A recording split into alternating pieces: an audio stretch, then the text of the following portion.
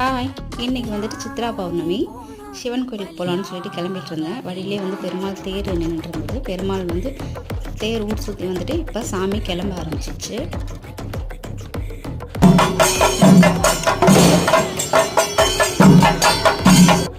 சரியான காற்றடிச்சிட்டு அப்படியே வேப்பம் பூ எப்படி உதிர்ந்து பாருங்களேன். அது சாமிக்கு ஆப்போசிட்டில் அவ்வளோ பூ உதிர்ந்துகிட்டே இருந்தது. காற்று ரொம்ப நல்லாவே அடிச்சிட்டு இருந்தது.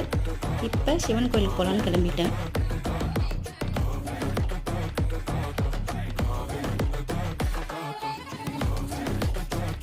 சாமி ரொம்ப க்ளோஸ்அப்பில் காமிக்க வேணும்னு சொல்லிட்டு தான் இந்த மாதிரி எடுத்துருக்கேன். சரியான வெயில் அடிக்குது இல்லையா, ஈவினிங்லாம் சரியான தனித்தாக இருக்குது. சில சிவன் கோயிலுக்கு போனால் நான் உண்மையிலேயே சிவனை கும்பிட மாட்டேன், ஏன்னா எனக்கு அது செட் ஆகாது.